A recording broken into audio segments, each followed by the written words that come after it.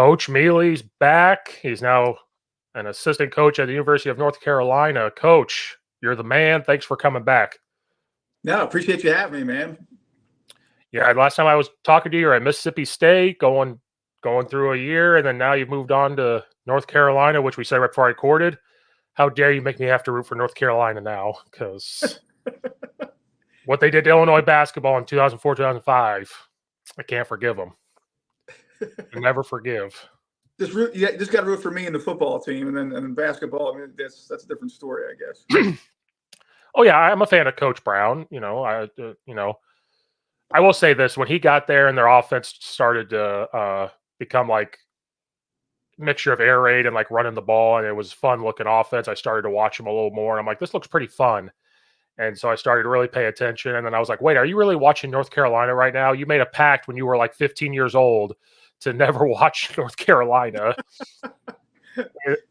And my buddies back home said that too. Like one of my best friends, like, Steve, are you really watching North Carolina right now? I was like, but dude, watch their offense. It looks fun. So he started to look at it and he goes, we've betrayed ourselves. I was like, yeah, as you get older, you can, forgive yourself and watch other teams. It's okay. Yeah, just you're not buying any gear or anything like that. But yeah, you get to enjoy yourself and watch a game once in a while. Well, that's what I've been doing before me and my wife bought this house, was spending my money on coaches on the podcast. If I can find a piece of gear and like be like, oh yeah, I talked to a coach from this school. So I started doing that. And then when I was going to get you on, I was like looking at a North Carolina thing. I was like, can I really afford to, or like forgive myself? But then we decided to buy the house, and I was like, oh, that's my excuse. I can't spend money on this. I'm going to go broke buying a house. So no, I'm going to send you some stuff. I'm going to send you some stuff. I'll never say no to gear. I'll say that. I'll say this. Oh, I can't now. Coach Norrid, offensive line coach at Duke. I used to hate Duke. Now he's there, and I'm like, oh, I got to be a fan of Duke too. Like everybody's killing me. But no, it's okay. I'm just a fan of coaches, so it's not necessarily. Anyway, I'm a fan of coaches, so like now I want North Carolina to do well because you're there. Because big fan. I bragged. I'm like, this guy had great stories about Mike Leach and all this stuff is pretty cool. So now I got to hope North Carolina does well. But it's crazy with like the conference realignment stuff, because like you guys are in the ACC still, but like you just never know when the next step's going to come, and ACC might break up and decide to go to other places. Because isn't Cal in the ACC now too? You got Cal and Stanford and SMU. I mean, just really weird, demographic wise. I mean, just really weird, But think about the Pac-12 having Pac-12 media days right now. I mean, what are they doing? Just hanging out. That's crazy, That's an interesting deal, Well, because obviously you coached at Washington State for a while. That was pretty sad because I liked the Pac-12. I thought it was very well balanced. Obviously you had like Oregon always was really good. Washington would have a couple runs. But then, like you guys, when you were at Washington State, got to be very competitive. So then it starts to balance everything out. Oregon State started to become competitive, and it's like it was very fun. Mm-hmm. Like I would stay up and watch, especially when you guys were at Washington State. I was the guy after a Friday night football game getting home, and you guys are starting to play at 10 or 11 my time. I still would have it on the TV. Like it was still fun. Now you got 3 teams left, and it's like crazy. What's going on? We had a run there. We won 9, 8, 9, and 11 games in 4 years. About the middle of that. And we got Oregon 5 in a row. But like, you reminded me of it because I'd come after the game, these Pac-12 after dark games, and I'd have X amount of text messages that night. People had stayed up on the East Coast, all my family and all that stuff. And then I knew who the real people were, because the next morning I get all the text messages from all the ones that went to sleep and checked the score in the morning. Hey, congratulations! Yeah. Like, well, where were you about 6 hours ago? I'm sure you're sawing wood, man. Yeah, that's why I hated it. I hated them when they were on a Friday night because I had my own football game. But if it was Saturday, I definitely was staying up because it was on. But if it was a Friday night, I might doze off with it like at halftime, but I still had it on. Like you still had these games on, so it was fun. Mm-hmm. But like now. I'm in Big Ten country, obviously, but now you're going to have games going to California and Oregon, and you're going to have like a Rutgers travel all the way out to California or vice versa. They were talking about Cal. Cal's going to be traveling. They showed the miles, and it was like 2,000, like the amount of miles they were gonna have to travel is crazy to play you got like all the ACC teams. Right. And I feel more bad for like softball and baseball and all those because they play multiple games and they're football, yeah, you travel like 2 days ahead of time and you'll figure it out. Basketball, same thing. But like even basketball, you're gonna play on a Tuesday. You gotta travel out to a whole other side of the country, and then softball, baseball, same thing. Like at least football, it's like okay, we're gonna play on a Saturday. Like at least we have Thursday, Friday to get there. But Mhm. man, it's just I can't keep up. What It's about the 2000 and make sure I get this right. 2017 Washington State versus USC. It was a Friday night game. yeah, Both yeah. teams ranked. And here's why I remember it, because just an epic play call. So it's getting to the fourth quarter, and it's close, and Leach is on the headset, and he goes, "Hey, what do you guys think about early bus?" So bus was that shovel pass, and he's got the Uh-huh. infamous video of him doing the how to flick the ball out there and all that. But Yeah. so the other two guys on the headset just kind of lose it. And, that's a terrible idea. No, that's not going to work. And and we're about the 30-yard line going in, and he kind of looks off like he do that sometimes. Kind of look off into the sunset, and he comes back. He goes, "Well, you two guys are bleeping idiots anyway. So early bus," he calls it, and we run the play, and the guy goes for a 30-yard touchdown for the lead. Oh man, it was awesome. It was awesome. Because that's hilarious. I love those stories. You guys are effing idiots.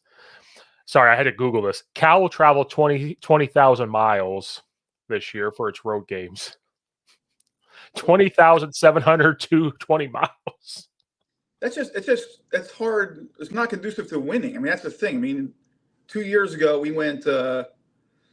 We had a home game versus Memphis that got like a delay. It's Mississippi State, and it was lightning or whatever. So the game's delayed. We win that game, but it goes till I don't know 10:30, 11 o'clock p.m. Our time. We hit the road and play Arizona. Yeah. At a conference across the country. We win that game in a Pac-12 after dark game. Then we come back and we play LSU at their place, and we're winning the game at halftime.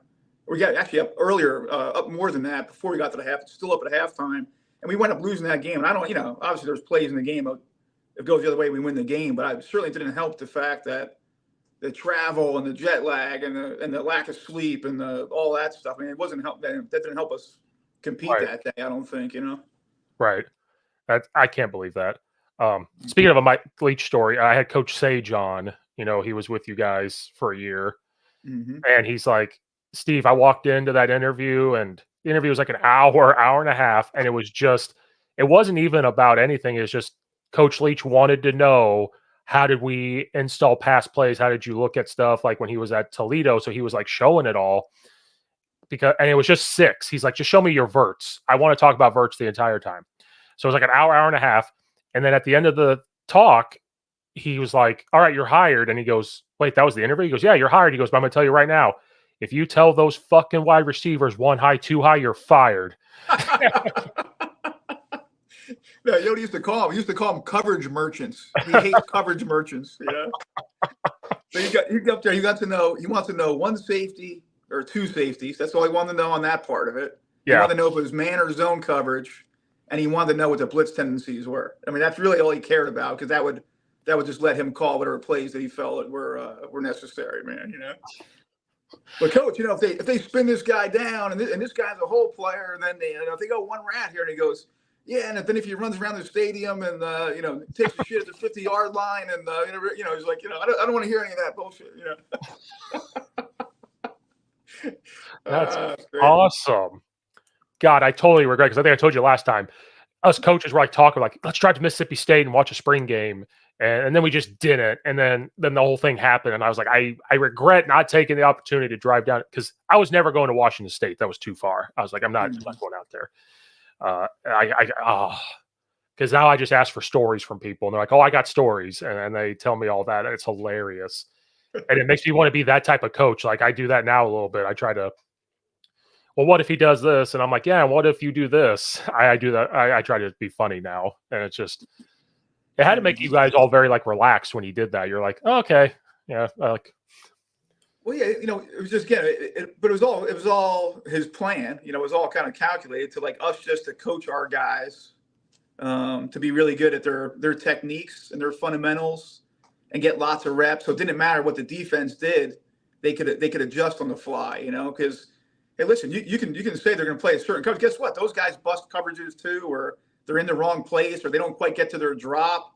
So you're not only asking your guy to, know what the play is, and then execute, the technique of the whatever he's doing, his route or whatever that may be. And then on top of it, you want him now to, in his head, think where this guy's supposed to be instead of just worrying about, let me run a great route. And then if I'm open, the ball's coming my way, that kind of thing. But do you think you found yourself taking that philosophy even to like a special teams or anything like that, coaching it kind of, hey, yeah, we can game plan and do like, special teams is fun. You can do funny things and do all that stuff. Do you find yourself doing that? Like, I still have to be simple and just worry about what we're doing, not what they're doing. 100%. I mean, our kick return unit the last couple of years is was one of the tops in the country, and we had a dynamic returner obviously too, but the back end is a zone blocking scheme, and up front we would ID guys up front and guys that we thought were going to be the hot players or guy we thought was going to be the guy who's going to sag off, but it was all built into.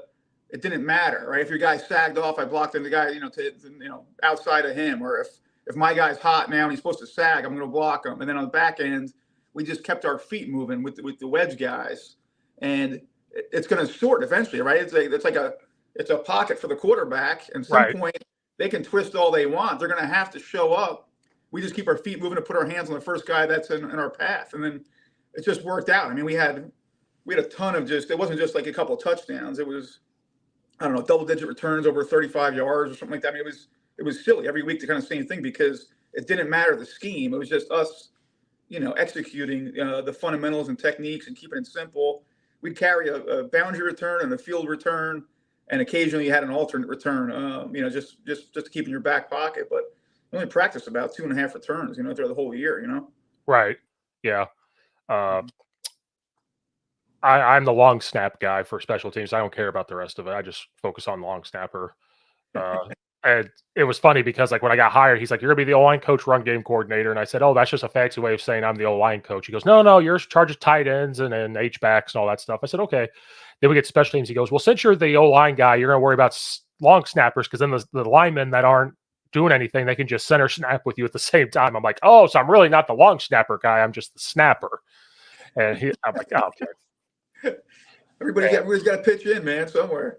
Oh, I don't mind it, but I was like, just tell me the real. Just tell me that I'm just, don't sugarcoat it. Our head coach, once you say that to him, he goes, "Okay, I won't sugarcoat it. You're the snap guy." And I'm like, "Okay, thanks. That's all I want." But I have that.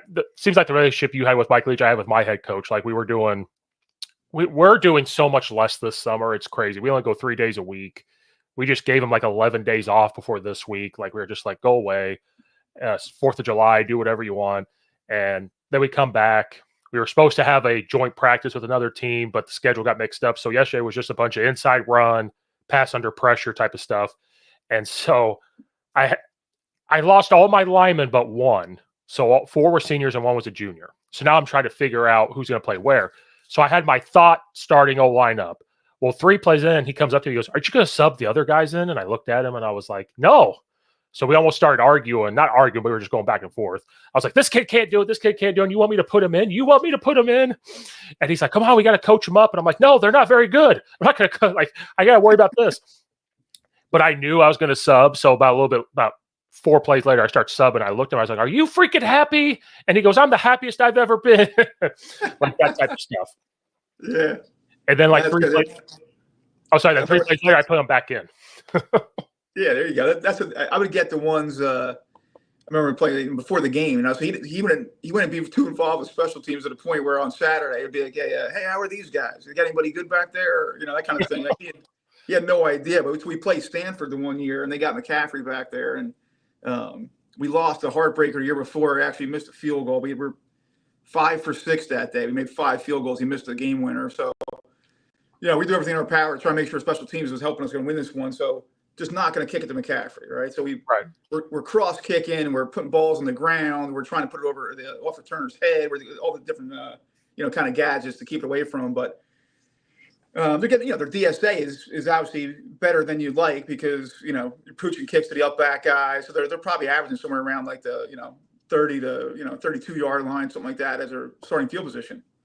And Leach comes over and he goes, "Hey, why aren't we kicking this guy?" I go, "Coach, it's Christian McCaffrey. I think they're number one return team in America right now. They're averaging about 35 yards of return." He goes, "All right, well, don't be afraid of kicking it to him anyway." But we did kick it to him. We won the game that year, and that worked out. But it was always funny to see his philosophy on some of that kind of stuff. Don't be afraid to kick it to him. No, I don't want to. Yeah, no, you can yell at me if you want, but I'm not gonna give up the ghost on one of those. You'd be like, okay, if I kick it to him though, don't fire me. Like, I need your word. You're not going to fire me if I kick it to him. No, because then he would say, just tackle him. That would have been the follow up if that happened. Why just tackle him? Well, I'm not out there. I can't do it. Yeah. He's also an All-American about to go to the NFL. Like, are you sure? Yeah, unbelievable. So like everybody knows, then Mississippi State gets a new head coach, and then obviously everybody knows when a new head coach comes in, everybody gets wiped out. What's it like to search for a job? I don't think people understand that, because I talked to all these coaches and they're like, well, there's plenty of jobs and these college coaches will land back on their feet and they get paid a lot and all this stuff. I'm like, guys, like, you're just seeing the Nick Saban contracts and stuff like that. Like, a lot of you like college coaches earn your money and you're grinding. And so then when a new staff comes in, you got to look for a new job. I don't think people understand maybe what it's like to search for a new job. Like, what's that process like when you're looking for a new one? Yeah, it was interesting because, the year after Coach passed, they only retained about 3 of us. Okay. So we had that year, and I felt like that team was a good football team, and we just came off a 9-win season and a top 25, and like majority of those guys coming back. And special teams wise, we were still in great shape. And I just, I'd like to stay there. And it's been a good, first 3 years and kind of finish this out. Hopefully, the way we should have. And so that doesn't end well. And the new guy comes in at that point too. It's like it doesn't even matter the resume or how good the unit was or those types of things. And it's understandable. I totally understand. I mean, right. You keep maybe one guy, 2 guys max, on a previous staff, because you got to have everybody pulling in the same direction. You can't have anybody that's, not that I would have done that, but behind your back or think that this isn't the right way to do things, but everybody's got their guys, and that kind of ties into the job search part, just that political networking piece and all that. And it's part of the deal. You got to go out and meet other coaches, and you got to see who you gravitate towards, and you got to foster those relationships. And so when the time comes, then somebody has a spot available, then they'll pick you up because they know you, they have that familiarity with you, and want you to be a part of their staff. So for me, it was unique because 11 years with Coach Leach. I mean, there was obviously opportunities came my way throughout the years, and I just I'm not a mover and a shaker in that regard. I just felt like we had a good thing going, and I enjoyed doing what I was doing, and I was always kind of making sure that I did good by him. I mean, he gave me an opportunity coming from the lower ranks to join his staff, and I just always wanted to make good on that, to make good on the fact that he gave me that chance. So I felt really loyal to him, and I don't regret it one bit. I would do it the same way all over again, but it probably didn't help me in the networking piece or moving to other places. So my resume was a little more diversified that way, but landed in a great spot. I mean, landed with a Hall of Fame coach who's got a national championship ring. So, and he was phenomenal. Got on a Zoom call, and he's talking to my daughters and making sure that they're okay with the move, and just a lot of great core values and what he believes in, and just another guy. I mean, weirdly reminds me of Coach Leach a little bit, not in the personality per se, but just the way they have a vision and they go about their business.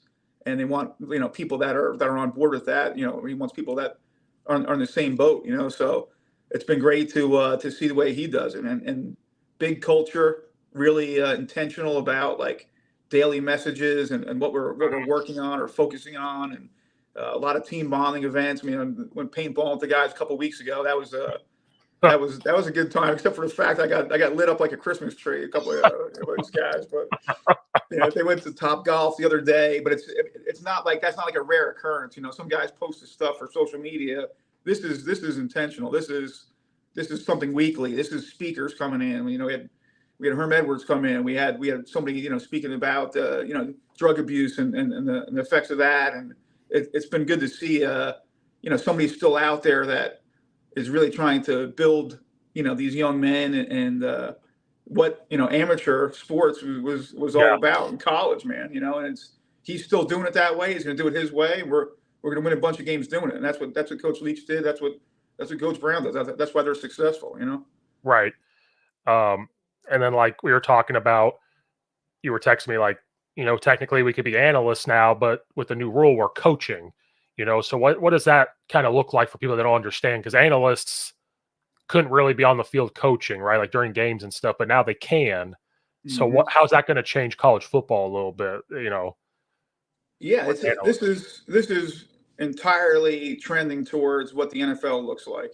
So you had graduate assistants and quality control guys and analysts, and just I guess over the last few years, the GAs and student assistants are the younger guys that are either in class or just out of college, and then the quality control guys are a little more of the a little more of the computer, a little more of the drawings, a little more of the some of the heavy lifting behind the scenes, and then the analysts are kind of a blend between some of that obviously too with the organization piece and all that, but then maybe being able to provide some insights and be in some meetings and do some of those types of things, but still just with the 10 position coaches on the field. So now, like the NFL, you're going to have a position coach at every position, but you're going to have a quarterback coach, right? The OC probably just going to be the OC, and Right. and then the DC is the DC, and then you're going to have a guy coaching your sub package guy, your nickel dime guy or rush guy, and then special teams. Obviously, I think it's going to just be special teams, and I think it'll gravitate away, away from the dual role there, and I think you're just going to have a few more coaches individually, and then those young guys become the assistant offensive line coach or the assistant wide receiver coach, the way the NFL model is. So I think that's what this is working towards or trending towards. But this is just a first step, and it's early stages, and it'll take a little while to kind of catch up to this, to catch up to that, Right. But that's awesome because if you're an analyst and you're doing all that work, you kind of want to be out there and coaching. That's kind of what we all do this for. We want to be coaching. Like, I know for some people, an analyst was like a retirement job. Like, hey, I'm done really doing all the coaching stuff. I'll do this stuff, but I'm not going to do that. But for younger guys or, 30s, 40s, you want to be coaching. So I think that's awesome. And correct me if I'm wrong, I think that could help lead to getting jobs because you're like, hey, I was this person. Now, when you go out, you weren't just an analyst or just a whatever, you or a GA, you coached and try to prove yourself. So hopefully that can lead to getting jobs later on in life, I think, just to help. Yeah, I think it's creating a couple more position coaches, so that's the other part of it, so you're basically going to, like I said, to me, I think you're probably adding 3 more coaches. You're probably adding, somewhere in that neighborhood of 6 guys on offense and 6 on defense and the special teams guys. There's 3 more opportunities per staff for people to, to catch on, man, have a full-time role in that regard, I wonder, since college keeps trending towards NFL, how the NFL changed special teams. I wonder if college is going to start trending to change the kickoff and all that stuff. Because my guess is when that thing passed with the NFL, I'm like, all right, this is coming to college in a year from now. But it's funny because the league who started it, they went back, they got rid of it. Yeah. So who knows? I'll be curious to see how it looks in the NFL. But there's not a ton of scheme involved in that either. Which I mean. And they're trying to reduce the the amount of concussions and all those things. But now you're putting 20 of the 22 guys in a pile of, all at the same area. Yeah, concussions might be down, but guess what? I mean, rolling ankles and getting sideswiped and all those things. Maybe that goes up. I mean, I don't know it'd be interesting to see how that studies on that, if it actually makes sense or not. Yeah, we'll need to see the stats on ankle injuries and knee injuries and you know, personal fouls. Is somebody going to be around a pile and they come blast them just to make a point? Like, is that Yeah, going to happen? like a big scrum, like a rugby scrum almost. But we got pads on and helmets, and guys are looking to light people up.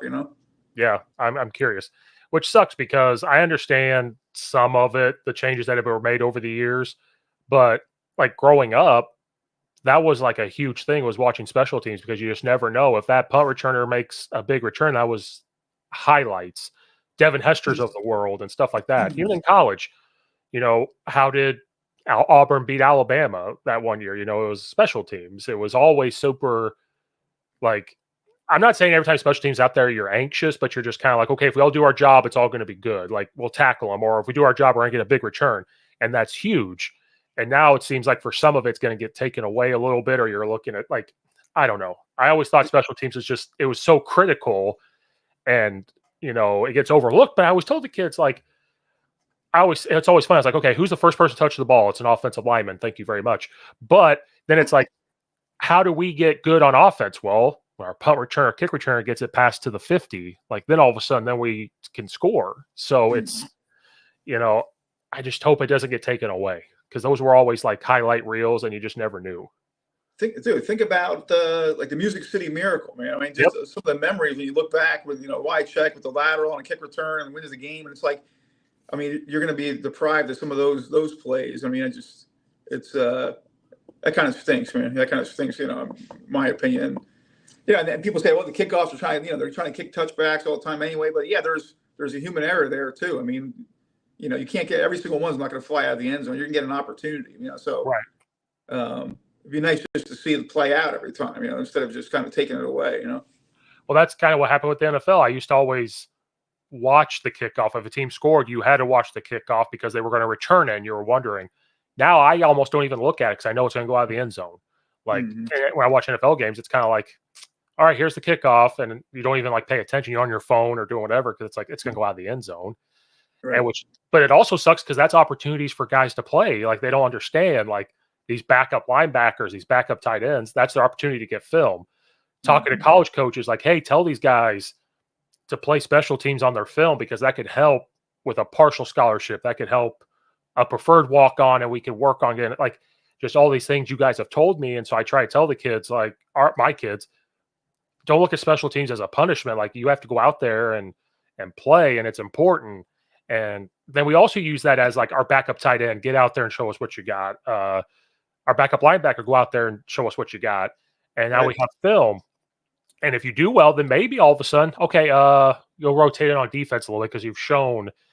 And I just hope that over the years that stuff doesn't get taken away because I've already seen it. Like they want to take away walk-ons and stuff. I'm like, what are we doing? That's so important. And that happened for me. And I think part of my passion for special teams was, I'm vertically challenged, so I only had a chance to play on special teams. And then when I started making some plays, they threw me out there and then made some plays on defense. And then they tried to see if I wanted to peel back on special teams. And I no, I'm not going to do that because I wouldn't be in this position if it wasn't for special teams, Yeah. So I've always kind of carried that with me. But we've had several guys over the years. I mean, one, Caleb Fossum, recruited him out of California. He was a walk-on guy for us at Washington State. Great punt return film in high school. He was a receiver, not a huge kid by any means, not a blazer by any means, and gets to our place. And early on in camp, he goes, "Hey, coach, just so you know, like I held in high school. If you need somebody." So I said, "All right, if that's the case, though, man, I'm gonna have to pull you out of some receiver stuff. And whenever I call your name, you got to come running." And he seemed eager and willing. So we get through about 3 weeks, and it is, they're doing routes on air, or they're doing pat and go, or whatever. And Caleb, come over here. Boom, he's over there. He's getting holds in, and long story short, becomes the starting holder for us. And little did I know, I found out later afterwards, he didn't hold in high school. He BS'd me, but he got an opportunity and he made the most of it. But so he's the holder, and he's catching punts after practices behind Gabe Marks, who was our all-time leading receiver in the Pac-12 at the time. So he's just out there catching punts. He's catching punts, and he had good film of it. And we got towards the end of the year. We were playing UCLA at the Rose Bowl, and the meeting the day before, and all you young coaches out there listening to this is, you say something, you got to follow through. So be careful what you say, because I'm in the meeting the day before and I said, guys, let's dial in. This is a big one. We're heading over there. Like, let's be on time in the meeting tomorrow. I mean, I don't need anybody walking in close. If you're late, I'm not going to play you. Okay. Right. If you're late, I'm not playing you. Right. So what happens? Gabe Marks, he has a car incident. He's late to the meeting. So our starting punt returner's out going into this game. Caleb's up. Caleb Fossum's up, man. The walk-on, turned holder, receiver, first game action at the Rose Bowl. He's got 4 punt returns for about, 60 yards. We win the game, and the rest is history. The following year, he was top 10 in the country, ran back a touchdown against Cal, and when I'm getting a scholarship and moving on, getting a scholarship, and it's just, what a story, what a story that, could be, like you said, could be taken away or not having the future for somebody else, Yeah, I hate that. When I saw that Power Fives are leaning towards, or Power Four, whatever you want to call it, is leaning towards that, I'm like, come on, because so many times that's the only way a kid can play college ball. They usually can earn a scholarship later on in life, and more doors are open to them. Like the football program will help them out. I know they got to pay for school, but they'll get help. Like, you'll have food, you'll have this. Don't worry about this. If you're a walk-on, we have a place for you to live. Like, there's ways to help them. And like you said, those type of kids are going to do anything to make sure that they're out there. So sometimes those walk-ons try harder than the scholarship guys. Not all the time, but they have a little chip on their shoulder, and they're like, I'm here to make a point. And then sometimes, like for me, I walked on for a year and said, okay, this is not going to work. Like, I tried it, but then that's it. So I turned to coaching. You do something else. But for some kids, how many times I love the videos when you guys bring guys together and they go talking about this all of a sudden, goes, hey, here's a scholarship, you've earned one. And it's like, that's the most awesome thing you can see. And I don't want to see that gone. Mm-hmm. And I hope it doesn't, but I could see it leaning that way. And I'm like, I hope not. I think it's just like anything else. Like right now in today's climate, it's just the money piece. It's what they're trying to calculate is, with just kind of Title IX, how much money is getting thrown into football. Then if you eliminate the 20 guys, because they cost, like you said. I mean, they cost for food and for gear, and for academic services and mental health services. I mean, anything you can think of is available to them, minus the money aspect. But that costs a certain amount of money, right, for each of those guys. So I think the model is, it's almost like the same thing. The roster gets cut down like an NFL model to a certain amount of guys. All of those guys are on scholarship, and then that's it. And so they can, you save money, I guess, that way is part of it, But some of these schools don't need to do that. They got the money. Like, I'm not smart enough to figure that out, but like, I get it. But who knows? Like I said, I'm not smart enough. I know the revenue thing's coming next year and they've already talked about that. Like, okay, if it's $20 million, how much money is going to go to football and basketball because they bring in the money, and girls basketball or women's basketball because it's become big. Baseball don't bring in the money. Softball doesn't bring in the money. So do they get like $3 million while everybody else gets the 17 million? Like, it's just going to be a wild time for you guys at the big time schools, but don't hurt the kids. Like, these are their opportunities and you're going to take them away. Like, how much money are you really saving at that point? Or I don't, again, I'm not smart enough. I'm not smart enough. Because at the high school level, I'm the therapist. I'm the person. So I don't know. Because at the high school level, it's so weird because kids will have a problem. This happened before. A kid came up to me, and it could be to us, it looks stupid, but for them, it's like, Coach, my girlfriend broke up with me. I just don't know how to process it. They're 15 years old, 16 years old. And in the back of my mind, I'm like, are you serious? But in that moment, that's super serious to them. So I say to them, hey, the social worker's good. This counselor's good. I can take you down there. No. I don't trust them. I'm going to trust you. So then you got to sit there and I keep trying to tell them, like, I'm not licensed, so don't take what I say seriously. I want that on the record because I don't want something, but we've become that. And I'm like, I've said to our AD, like, can you pay for me to get like a social work license? Because this is getting ridiculous because we have to help these kids through because they don't trust the social workers. And at school, in the program I work with, our social worker is awesome. So I recommend my kids to her, who has nothing to do with athletics. But even then, they're like, nope, we trust you. We trust so-and-so. I'm like, okay. It's tough. It's tough, man. And not to mention, in between, you're doing, you're flipping pancakes for the team breakfast, and you're doing laundry, or It's top to bottom. I did a year in high school, and it was all of that, man. We had a game. This was wild, man. Our head coach, his wife went into labor the night before. We have a Friday night game, so she goes in labor on Thursday night. So he calls and he's like, "Hey, listen," he's like, Mele, you got the offense and special teams, and my buddy Sharples, you got the defense, and you guys got to get them to the game and all that. So it started the next morning, man. We're getting the uniforms ready, and then we're doing the bagels, for breakfast, and we got to fire up the buses, man. Yeah. We get to the game. We go through the whole process. We go through pregame warm up, and me and my buddy Jim look at each other like, "All right, dude, you good? You good? Yeah, all right, let's do this." We go into the locker room, and in comes the head guy, comes jogging in. "I'm back, baby." Classic. Daddy's home. Comes Yeah, unbelievable. Oh, I just went through that for the last 2 days. The Chicago Bears outreach program does a 7-on-7 tournament. That's 2 days, and it's lineman challenges. It's like 8 a.m. to 3 p.m. And usually I go because it's a lineman challenge. Well, our head coach is frustrated with attendance and all that stuff. So he said, "Hey, I'm not taking the main lineman. I'm only taking some of these kids that actually show up." So he goes, "You don't have to, I want you to stay back and run the camp because you're going to have JV there. You're going to have some of the varsity guys still there. So you're the head coach for the next 2 days." And I was like, "Oh, okay." So they leave. And then everybody's looking at me because I run our speed stuff. Then the weight room, okay, now you got to run the weight room. Okay. Me and the other coaches are looking at each other, make sure we're doing it right. Then we go outside and we're like, "Okay, let's do this." And they come up to me, "Steve, how much time are you going to give me?" And I'm in charge. "Hey, what about this? Hey, what about this?" They're asking me questions on defense and offense. And at one point, I'm like, "I don't coach defense. I don't give a shit what you call it. I don't coach defense." It comes a tipping point, right? There's a tipping point there.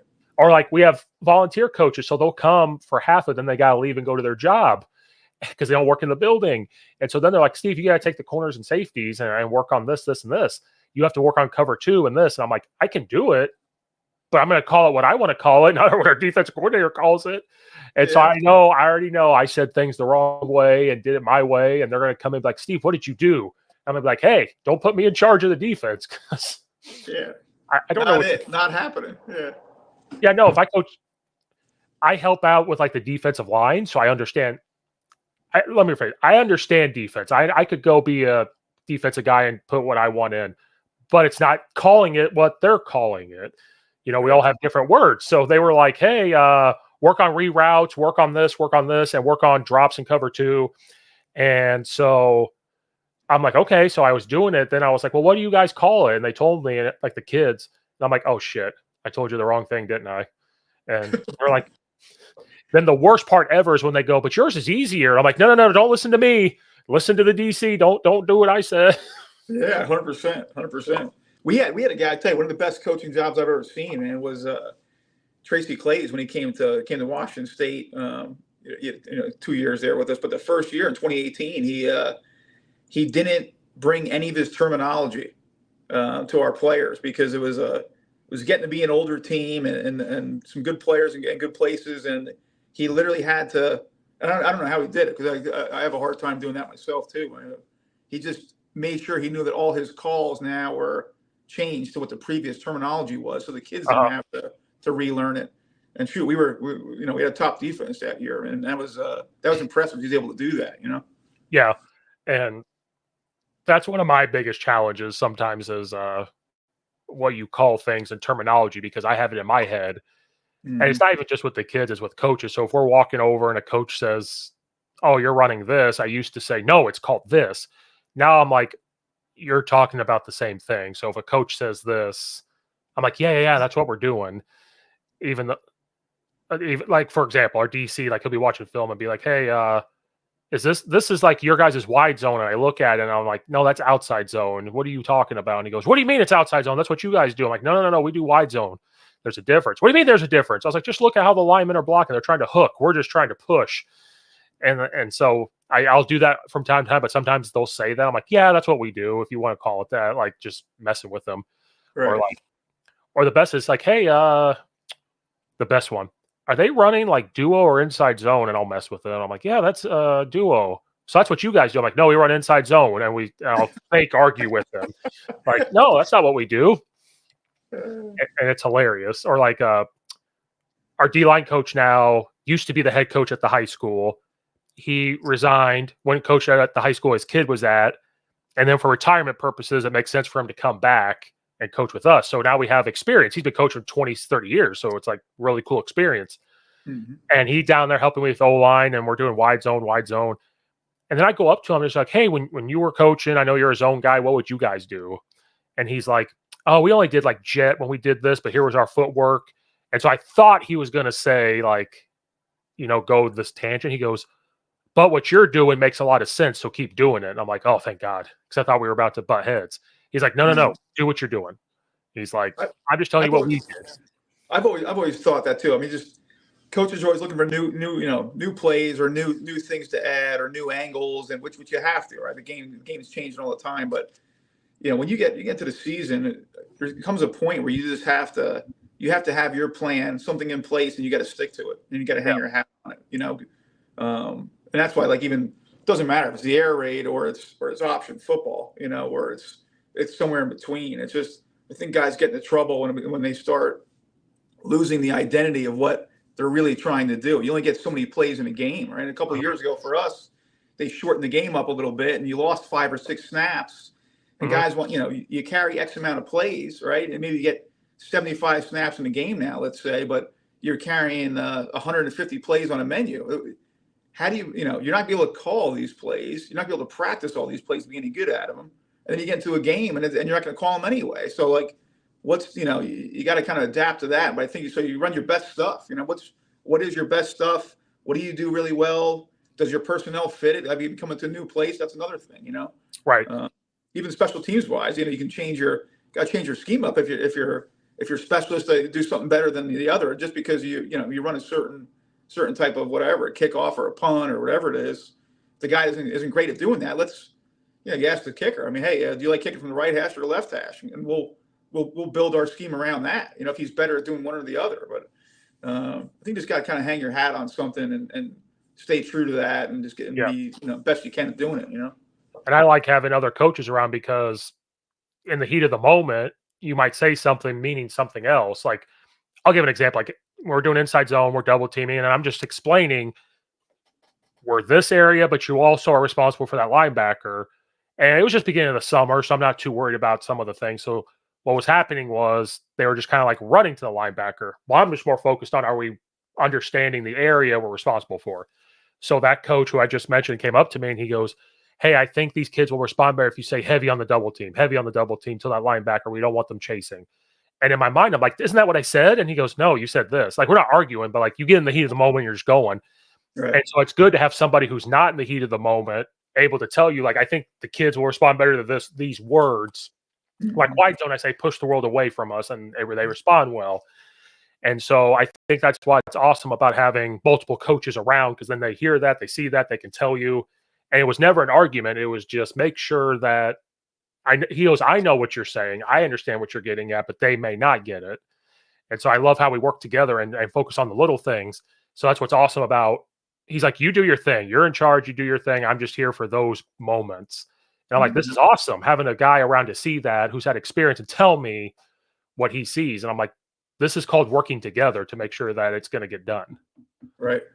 That was one of, Coach Leach had a little manual that he would kind of cover just once a year. And it was, you're coaching or allowing it to happen. That was a sign that was up in our offices.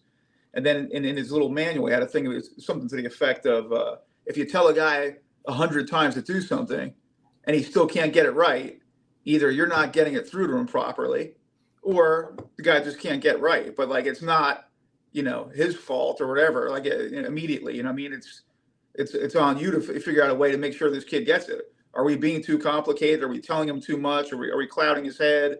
Those types of things. So, I think you got to make sure that you're all these kids learn differently, right? You guys do a better job probably than we do, teaching them at the high school level, that understanding there's different types of learners and all those, the kinesthetic and visual and auditory and all these things. But, so maybe some need a combination of all of them, and we just think drawing plays up on a whiteboard sometimes, these guys are just supposed to know, like, this isn't the NFL. I mean, they're still college students, and they got a ton on their plate. They don't get to just play football every day and just show up to work and go home, Right. So it's that part's a challenge, man. So sometimes less is more. Oh yeah, I've had to do it the last couple of years where like we all have to block this way. We all have to step this way. It has to look. I showed them college film the other day, and I'm like, you see how in unison they are? Like that's what I want. And then I have to take a step back and go, but my right, or for example, like what if my left guard can't get there with that footwork? How do I adapt?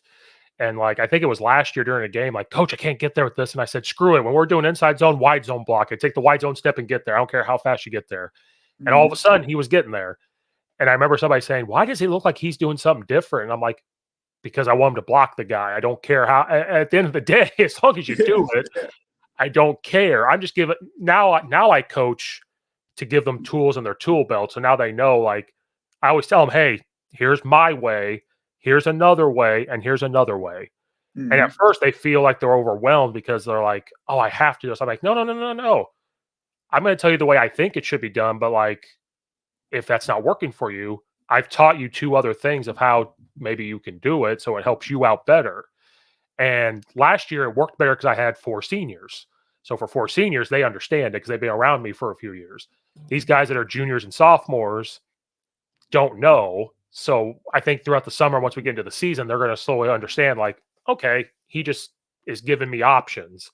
And because it's already happened, like a kid was like, coach, I think I did the wrong footwork. I got there and I was like, you did? They're like, I'm like, you didn't? They go, what do you mean? I'm like, I just saw you block the guy and it worked. I don't care.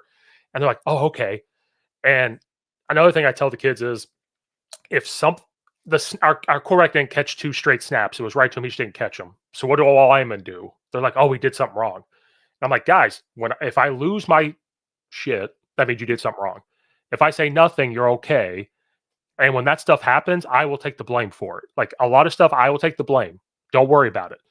And once I started doing that, and these young guys realized that, they just started playing. And I'm like, okay. Once I tell them I'm going to take the blame, you're good. That's. I mean, you want them to play. The thing is, play fast, right, and not be thinking, right, about stuff. Just kind of letting the reps take over, or them just being free enough to be aggressive and attack people and do all that. Like in the coverage units, like you said, you try and give them tools, right? I mean, there's an angle tackle and a profile tackle and a cheetah tackle and a gator tackle and all these different tackles on a kickoff. At the end of the day, the objective is to make sure the guy who's got the ball is on the ground, man. So I don't want you to run down the field full speed and then selecting from a menu of 6 different tackles to get the guy in the ground, right? You just do what's instinctual, right? Don't stop your feet, don't break down, and then use one of those techniques that we gave you, And you may not be great at all 4 or 5 of them, but if there's 1 or 2 in there that you really feel comfortable with, like those are your two deals. Be really good at that, Maximize your skill set and do what you do best. Right. That's the scary part. That's the scary part of you give them all that stuff and then they hesitate, right? You don't want guys to hesitate. They hesitate, then we're in trouble, Right. I tell because I'm an old lineman. I'm like, guys, we don't have to look athletic, but we can be athletes. I just want you to be athletes. And sometimes, like when we're going to have a joint practice next week, and I know they're going to play 4 eyes on us. I know the DC. I know what he's going to do, and I'm already envisioning what I'm going to tell the kids. At the end of the day, I'm just going to say, hey, be an athlete, get in front of them and block them. We'll worry about the footwork stuff later. I can already envision myself doing that. I'm already prepared because we're going to see 3 different teams. It's awesome. You go against a team, go against another team, then go against another team. It's going to be awesome. You just thud. It's going to be fun. And I can already tell. I'm going to say, guys, they're going to run a 4-2. This team's a 3-4. This team's a 3-3. We got to go. And at the end of the day, I'm just like, hey, I don't care how you block them, and I'll fix it later. And I think once in the past years when I've done that, they felt more confident. They're just like, okay. And then they go. And then my team, my film rooms are not, sometimes they're serious, sometimes they're not. And I mix it. I'll be serious. And then while I'm serious, I'll make a dad joke. Then they know, like, oh, he's just like trying to fix it or I'm not pissed. Like last year, I'd have the O-line running backs. And our good running back, we're a pistol team. He always false stepped. He always stepped backwards. And so for like 4 plays in a row, I'd just be like, your footwork sucks. And then I fix everything. Next play, before I even hit play, your footwork sucks. And then everybody starts laughing. I'm like, and then the third one, I'm like, my God, your footwork sucks. And then everybody just starts laughing. And it's just a little dad joke thing. And then the running back, he's like, coach, I get it. It sucks. And then the 4th play, hey, I just want you to know it still sucks. Like, and then like you have and then like I wasn't going to say it the next, but all of a sudden my senior guy turns around and he goes, "Your footwork sucks." And then that's when I know I'm like, okay, we're all relaxed. The kickers will do that. The kickers, they're big on it too, about hitting good balls, you know. And like sometimes, you know, make a field goal and it's not their best kick. It's a B ball or whatever, and it's not quite as high as they liked, or the rotation isn't perfect. And it just wasn't a great ball. I'm like, well, at the end of the day, the thing went between the pipes. I mean, that's what we're getting judged on, man. Yeah. So, you know, don't be too hard on yourselves. Let's kick a better one in the next one. That's all, you know. When you coach special teams, is that just all you do, or do they tell you to go with like receivers or something else, or is that just it? You know, it just depends on the place. I mean, you know, here, you know, Coach Porter's got the running backs, and then I'm kind of just working with Coach Porter with the special teams. Coach Leach was a big, just dedicated special teams guy, and I'd probably say across the country, it's a smaller percentage. It's probably maybe a 20-25% maybe of guys just do that, and then you have the next mixture of the next probably maybe 50% would be guys that coach position and special teams. And then there's, you know, maybe some guys divide some of that to help them. So somebody's got a couple units, and then guy coach position, he's in charge of the whole thing. And then you had, over the last couple of years, you had a lot of this kind of off the field, you know, organizer, supervisor of the special teams. And then some of the just position coaches would kind of run the drills at practice. So really just an interesting, you know, from one place to another, really a lot of variance. But, you know, obviously the new rule passing, I think that'll help kind of sort some of this stuff out, you know. And you don't have to tell me, is North Carolina still like air raid-ish? Because I know they've gone through different OCs. I don't know if they're still like air raid or if they've kind of shifted in offense. Yeah, I think, you know, I think we still throw the ball, but we also have a dynamic running back that, you know, I think he rushed for 1,600 yards last year. So it goes back to what your personnel, right? It's just playing your personnel. I mean, you got that guy. You know, you'd be silly not to feed him the rock a little bit, but I definitely think we want to throw the ball around a little bit. You know, the previous OC, Phil Longo, was actually at Small World, right? He was at William Patterson when I was a player at William Patterson University, New Jersey, small D3 school. And, you know, he'd come visit us at Washington State, and you know, he kind of took a lot of, you know, Coach Leach's stuff and ran with that, did his own thing. So that was really, you know, over the last few years back here too, with some of those QBs. I mean, they were really air raid, but really trying to run the ball as well. So I think it's somewhere in between, you know, but a lot of the same concepts are visible, you know. Because I didn't know if you came in and they were doing that, like, would you give insight onto like how Coach Leach would have done it, and like, hey, this is, because I know your special teams, but could they bring you in and say like, you know, what would he have done here, here, here? Because I just didn't know what offense you guys were still doing. Because I remember, because now Coach Long is at Wisconsin. Yep. And so, because I'm Big Ten country, so I know he's there, which is weird to watch Wisconsin just line up and spread and throw the ball around. That's still kind of weird to see. I'm used to them being power I and triple tight and running the ball. But yeah, I didn't know if they could still bring you in and like ask your opinion on things. Yeah, absolutely. I mean, I coached the running backs too, you know, for 4 years in the air raid, and that was it was fun. It was interesting, man, because it sounds like an oxymoron, right? The running back coach in the air, or running backs in the air raid. Our guys led the country like, you know, 5 years in a row with like you know, receptions out of the backfield, obviously, but like their touches were as high as anybody in America. You know, like we always say, it's not just about rushes, it's about touches, man. So if we're touching the ball 30-something times a game, 10 of those are catches, like, you know, across, you know, 2 or 3 guys. I mean, it's hard to defend that. You know, that's the thing. I mean, it's hard to defend 4 receivers or 3 receivers set and 2 running backs, which is that version of the heavy set. But who's getting the ball? You don't know. I mean, you know, you can't key on one guy, and that's the whole premise of it.